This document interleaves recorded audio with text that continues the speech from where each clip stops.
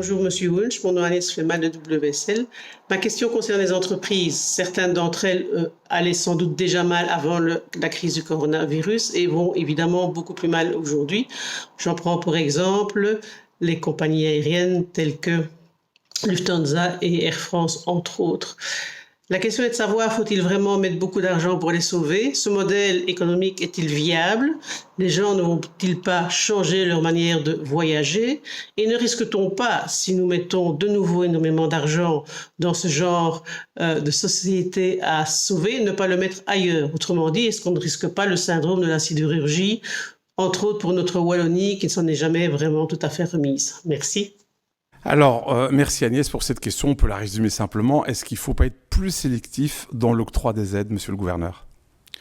Mais, franchement, pour faire simple, pour aller d'abord à l'essentiel et puis je vais développer, mais je crois que justement pour l'instant le gouvernement a été à l'essentiel parce qu'il s'est essentiellement cantonné dans des mesures qui sont ciblées et temporaires. Et on a évité peut-être les erreurs du passé de réintroduire des mesures type prépension ou des augmentations de dépenses structurelles. Et donc dès le début de la crise, c'est vrai qu'au sein de l'ERMG que je co-préside avec Piet van Temsch, on avait plaidé pour que les mesures prises soient ambitieuses, parce que c'est effectivement une crise jamais vue. Et donc on devait tout faire pour éviter que l'économie s'effondre. Et à ce sens-là, ça justifie qu'on va avoir cette année-ci un déficit de 50 milliards, mais il fallait vraiment le faire. Mais en même temps, prendre des mesures qui sont ciblées sur les gens qui souffrent de la crise et temporaires, parce qu'on ne peut pas se permettre d'augmenter durablement les dépenses publiques en Belgique. Alors, dans les discussions qu'on a eues au sein de l'ERMG, dans un premier temps, comme il y avait quand même beaucoup de questions sectorielles qui arrivaient, on en a parlé, on s'est mis d'accord pour dire, bon, dans un premier temps, et je parle peut-être d'il y a 2 mois quand on n'avait pas commencé le déconfinement, l'idée c'était de prendre d'abord des mesures générales en liquidité, des mesures générales en solvabilité, pour justement éviter de devoir faire des choix et de favoriser un secteur par rapport à un autre. Dès le moment où on a commencé à déconfiner et qu'on a constaté que certains secteurs pourraient ouvrir plus tôt que d'autres, alors il commençait à se justifier, de dire voilà, les secteurs qui sont les derniers dans le déconfinement, l'ORECA et puis le secteur événementiel qui lui n'est pas encore ouvert, il se justifie qu'on fasse un effort supplémentaire pour ces secteurs-là.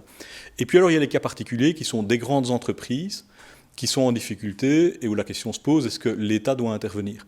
Disons que de manière globale, la philosophie que j'ai un peu défendue, c'est-à-dire que cette crise n'est pas assurable par le secteur privé, par les assurances, et donc il y a un rôle d'assureur de dernier sort pour l'État, comme le font des calamités, quand il y a une calamité de type catastrophe naturelle. Climat, catastrophe naturelle et autres. En fait, c'est un peu la même chose qui arrive, et donc il est justifié, me semble-t-il, que l'État intervienne pour absorber une partie des pertes. Alors évidemment, où on est à la limite, c'est quand on a des entreprises qui n'allaient peut-être pas tout à fait déjà bien avant la crise, qui risquent d'être dans des secteurs qui sont affectés durablement. Et là, c'est des choix à faire qui doivent être faits au niveau politique et probablement après une analyse peut-être plus spécifique. Et là, il y a le rôle de la SFPI ou des invests régionaux. Ça sort un petit peu du travail qu'on a fait, qui était peut-être plus transversal au niveau de l'ERMG. Mais sa question, en tout cas celle d'Agnès Flemal, a du sens. On l'a vu par exemple pour le secteur ORECA. Alors c'est vrai que tout le monde a la sympathie pour l'ORECA parce qu'on aime bien se mettre à table, si je puis dire. Et puis on a vu, d'ailleurs c'était même la FGTB qui avait fait cette étude, que 40% des entreprises actives dans le secteur de l'ORECA, en fait, n'avaient jamais déposé même leur bilan, tout simplement parce qu'elles avaient des fonds propres négatifs. Alors il y a sans doute un peu, je dirais, de l'économie occulte là-dedans, et peut-être c'est pas 40%, c'est peut-être 20%, mais c'est vrai que ces entreprises qui sont un peu des entreprises zombies, si elles peuvent perdurer, vont faire du mal aux autres. Alors, oui, on a constaté, et on a des données là-dessus à la Banque nationale de Belgique, on a en fait, selon la définition européenne, un peu plus de 15% de nos entreprises qui soit étaient en retard d'impôt, soit n'avaient pas des résultats EBITDA qui leur permettaient de couvrir leurs charges d'intérêt. C'est beaucoup.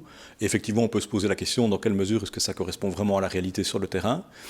Et c'est vrai que, par exemple, l'ORECA est peu financé par le secteur bancaire, parce que le secteur bancaire dit, nous, sur base du bilan du secteur de l'ORECA, on ne peut pas prêter beaucoup. Et c'est vrai que ça représente, je crois, 3 milliards sur le bilan des banques, ce qui est en fait très très peu par rapport aux prêts bancaires. En même temps, il y a quand même, dans ce type de crise, des complémentarités. Si l'Horeca est fermé, est-ce que les gens vont retourner dans le centre-ville pour aller dans des magasins? Si l'Horeca est fermé dans des centres commerciaux, est-ce que les gens vont y retourner? Et donc, on ne pouvait pas se permettre un effondrement total du secteur de l'Horeca en Belgique. Et puis simplement, il y a une question de solidarité. Il y a beaucoup de gens qui travaillent dans ce secteur. Et donc, on a essayé de trouver un bon équilibre entre les mesures qu'on pouvait prendre sans aller trop loin. Et c'est toujours des équilibres difficiles. Même chose pour le chômage temporaire qui était, je crois, une bonne mesure. Et on sait qu'il y a eu des abus. En même temps, si on n'avait pas pris ce genre de mesures, je crois que ça aurait été la catastrophe. Alors ça, c'est pour l'Horeca, mais en filigrane, la question que pose aussi Agnès Flemel, elle a fait allusion à des compagnies aériennes. Évidemment, j'imagine qu'elle vise aussi Bruxelles Airlines.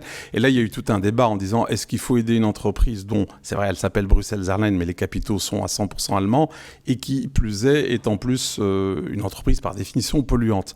Est-ce que ce sont des critères qui peuvent intervenir ou qui n'ont pas dû intervenir par rapport au sauvetage ou pas de Bruxelles Airlines?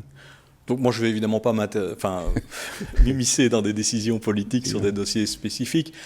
La question a été posée de se dire, est-ce que dans le cadre de cette crise, on doit déjà penser et anticiper sur l'avenir, sur l'enjeu climatique et autres?